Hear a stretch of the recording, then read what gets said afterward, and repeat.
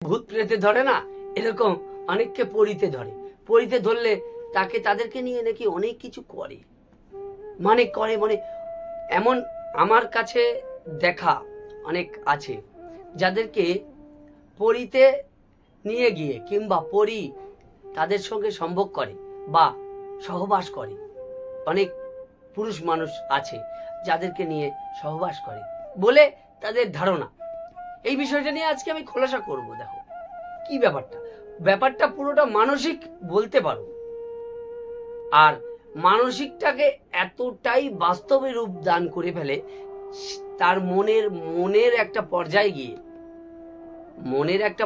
গিয়ে এতটাই রূপ দান করে ফেলে মনে হয় যেন সে সত্যিকারের সে তার সঙ্গে সহবাস করছে। দেখো এগুলো একটা মানসিক ব্যাপার।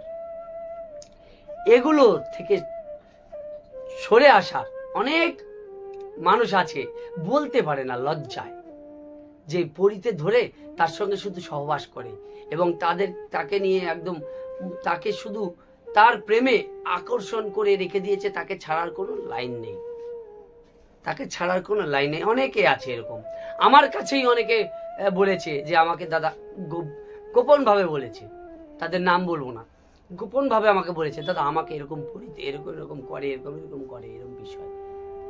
তা দেখো এদের পুরো ব্যাপারটা মানসিক, এবং কিছুটা যখন মানসিকটা প্রগাঢ় হয়ে যায় তখন এটা অরিজিনাল রূপ নেয়। তখন মনে করে সে তখন মানসিকভাবে এমনভাবে বিপর্যস্ত হয়ে যায়, সেটাকে সত্যি একবারে মনে হয় যেন সত্যি তার সঙ্গে কেউ আছে, এবং সে দেখতেও পায়, সে অনুভবও করে একটা সাধারণ মানুষের মতো। মনে হয় যেন একজন সাধারণ মানুষ তার সঙ্গে সম্ভোগ করছে, তার সঙ্গে সহবাস করছে। আসল প্রথম বিষয়টা এমনই আসে যখন মানুষ সেই পর্যায়ে যায়, মানে এক একটা মানুষের এক একটা পর্যায়ে চলে আসে, সেই পর্যায়ে গিয়ে এই পরিদের সঙ্গ, মানে মানসিক স্তরের সঙ্গে মিলে গিয়ে পরিদের সঙ্গ হয়। হ্যাঁ দেখো এটা আমি কিছুটা আধ্যাত্মিক বিষয় নিয়ে বলবো, কিছুটা বলবো মানসিক বিষয় নিয়ে। এগুলো বুঝে নেবে। মানসিক বিষয়টা যে বুঝবে সে আধ্যাত্মিক যে, দেখো আমি সব রকম ভাবে বোঝানোর চেষ্টা করি। অলৌকিক ঘটনাটা পুরোটা মানসিক বিষয়। অলৌকিক যা কিছু দেখো সবকিছু পুরোটা মানসিক। মানুষের মনের স্তরের এক একটা লিঙ্ক, সাধনার স্তরের এক একটা লিঙ্ক, সেই স্তরে গিয়ে মানুষের সেই অবস্থা ঘটে। তখন দেখো এমন একটা বিষয়, মানসিক স্তর, সেই স্তরে যদি যায় মানুষ, সত্যিকারের মনে হয় তার সঙ্গে যেন সেই ভগবান আছে। এটা ভালো, তার কাছ থেকে অনেক শক্তিও পায় সাধক। হ্যাঁ এটা পুরো মানসিক একটা জায়গা। তো সেই সময় এই পরিদের চক্করে পড়ে মানুষ একদম নিঃশেষ হয়ে যায়। মানে কি বলবে, ইয়ং ছেলেপেলেদের বেশি এসব করে অনেক পরীরা, মানে এগুলো শোনা যায়, মানে আমার কাছে অনেকে বলেছে যে এরকম করে।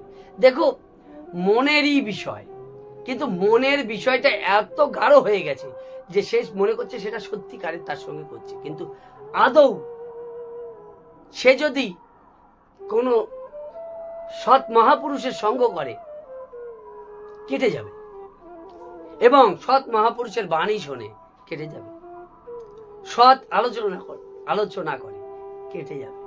কিন্তু এদেরকে মনটা এত নিম্ন পর্যায়ে চলে যায়, কামে এত আক্রোশ, মানে দেখো এক্ষেত্রে যাকে পরিতে ধরে সেই আকৃষ্ট হয়ে যায়, সে পরীর প্রতি আকৃষ্ট হয়ে যায়। পরী কিন্তু ওকে ধরে রেখেছে তা না, পরীকে যাকে মনে করছে যে আমাকে পরী ধরেছে, সেই আকৃষ্ট হয়ে যায় পরীর প্রতি। পরীর সঙ্গে সংভোগ না করলে, সহবাস না করলে তারই ভালো লাগে না। আদৌ কথাটা এটাই, সে যাকে পরীতে ধরেছে তারই পরীর সঙ্গ না করলে ভালো লাগে না, কিন্তু সে তার প্রতি আকৃষ্ট হয়ে যায়। সে নিজেকে ছাড়াতে পারে না, কিন্তু সে বলতে পারে না। সে ভাবে যে না আমি আকৃষ্ট হয়ে রয়েছে, পরী আমাকে ধরে নিয়েছে, কিন্তু পরীকে ধরে রেখেছে।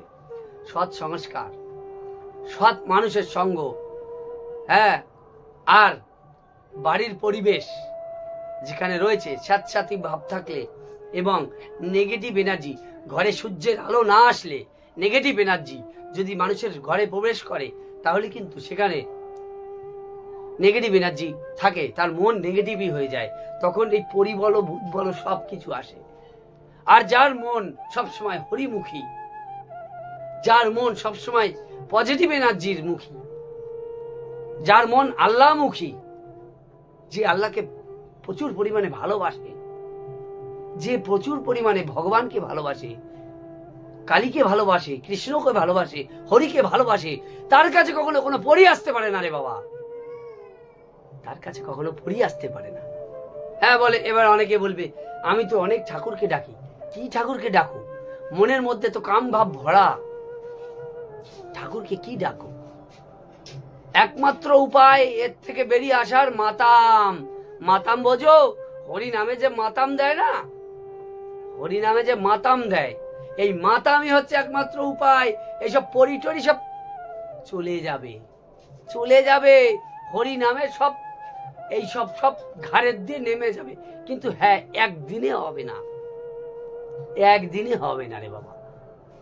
দীর্ঘদিন হরি নামের ডঙ্কা বাজাতে বাজাতে তার দেহে মনে ঢুকতে ঢুকতে ঢুকতে সে পবিত্র চরিত্র ব্যক্তি হয়ে যাবে। তার আর দেখো, মূলত কাম কাম ভাব তাকে এতটাই আকৃষ্ট করে রাখে না, পরি কিছুই না, পরি কিছুই না, তার মনের একটা ভ্রম।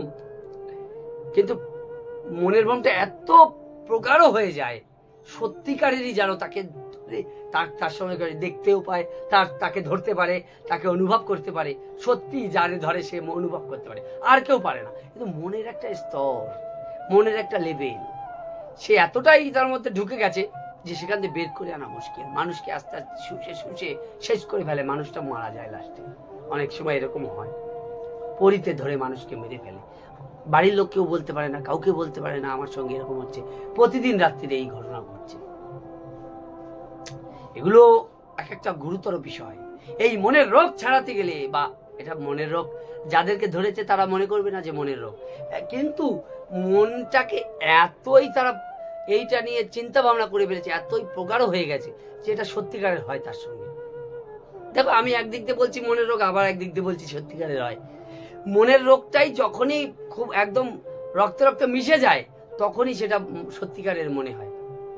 ঠিক আছে, এই হচ্ছে বিষয়, ব্যাপারটা এখানে। তো এই বিষয়গুলো একমাত্র হরিনাম, হরিনাম কি হরিনাম, কার সঙ্গে হরিনাম?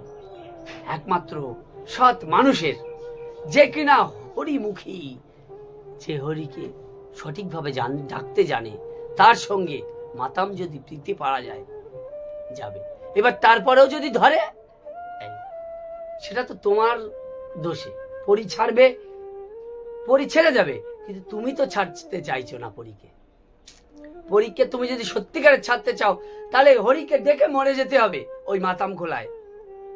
মানে হরিকে এমন ডাকতে হবে মন প্রাণ শরীর দিয়ে, যে মুক্ত হতে যদি চাও হবে এই মানে হরিকে, পরীকে বলছি, হরিকে এমন ভাবে ডাকতে হবে যদি মুক্ত সত্যিকারে হতে চাও।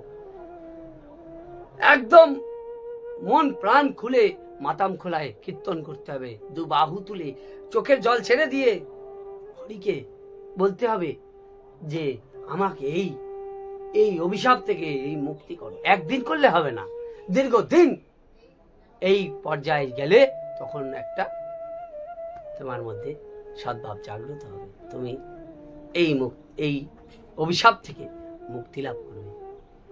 তোমরা ভালো থেকো, আশা করি মনের অনেকটা দ্বিধাদ্বন্দ্ব ঘুচেছে।